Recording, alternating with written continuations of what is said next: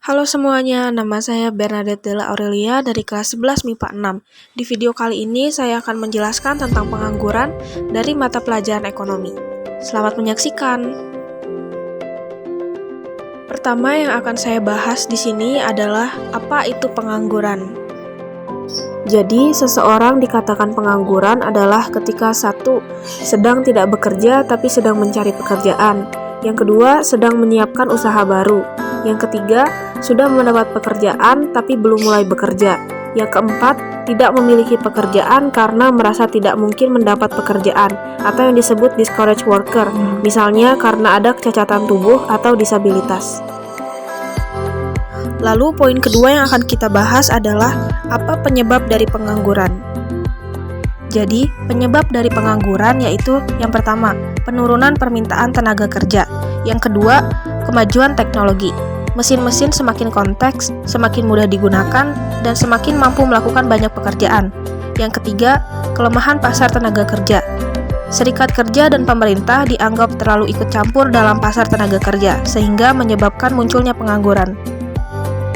Kemudian di sini juga saya menuliskan 5 poin alasan mengapa kelemahan pasar tenaga kerja menjadi penyebab pengangguran. Selanjutnya, poin ketiga yang akan kita bahas adalah apa saja jenis-jenis dari pengangguran. Pengangguran sendiri memiliki 3 jenis, yaitu yang pertama pengangguran normal, yaitu yang betul-betul tidak mendapat pekerjaan karena pendidikan atau keterampilan yang tidak memadai. Yang kedua, pengangguran terselubung, yang kurang dimanfaatkan dalam bekerja atau yang hasil pekerjaannya tidak cukup memenuhi kebutuhan perusahaan. Yang ketiga, pengangguran terbuka, yaitu yang betul-betul tidak mendapat kesempatan bekerja sehingga tidak mendapatkan penghasilan. Kemudian poin keempat yang akan kita bahas adalah apa saja jenis pengangguran terbuka. Jadi jenis-jenis pengangguran terbuka ada 7. Yang pertama, friksional, terjadi karena perubahan dan dinamika ekonomi. Yang kedua, musiman, terjadi karena perubahan musim sehingga mempengaruhi pekerjaan yang ada di beberapa industri, contohnya seperti petani, nelayan. Yang ketiga, konjungtural, terjadi karena kurangnya permintaan barang dan jasa, terutama saat depresi ekonomi, contohnya ketika pandemi saat ini, sehingga perusahaan terpaksa mengurangi tenaga kerja. Yang keempat, struktural, muncul akibat perubahan struktur ekonomi, misalnya dari struktur agraris berubah menjadi industri. Yang kelima, sukarela, karena merasa sudah cukup dengan kekayaan yang dimilikinya. Yang keenam, deflasioner, disebabkan karena lowongan kerja tidak cukup untuk menampung pekerja. Yang ketujuh, teknologi, disebabkan karena kemajuan teknologi. Tenaga mesin sudah bisa menggantikan tenaga manusia. Selanjutnya, poin kelima yang akan kita bahas sekarang adalah bagaimana kondisi pengangguran di Indonesia.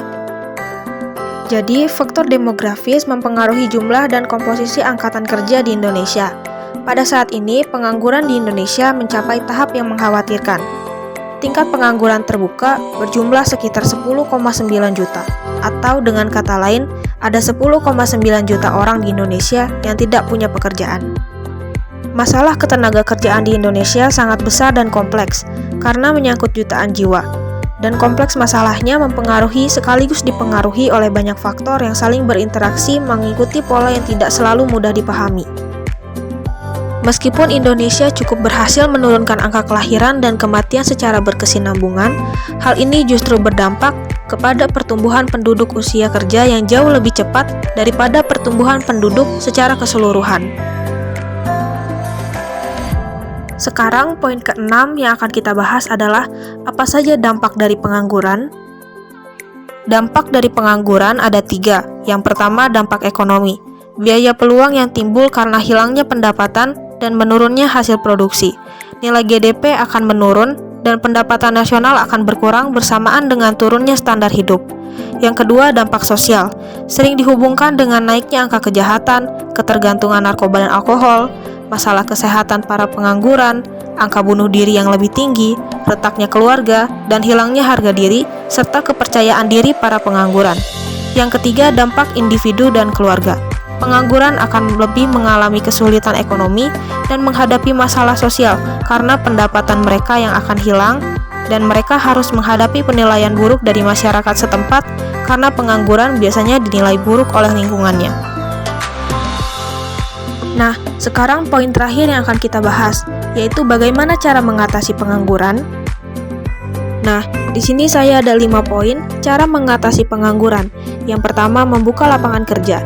Yang kedua, menyediakan pelatihan tenaga kerja agar bisa masuk ke pekerjaan sesuai dengan kemampuan. Yang ketiga, menarik investor baru dengan cara deregulasi dan debirokratisasi. Yang keempat, menyelenggarakan bursa pasar kerja. Yang kelima, meningkatkan peredaran modal usaha sehingga jumlah tenaga kerja bertambah.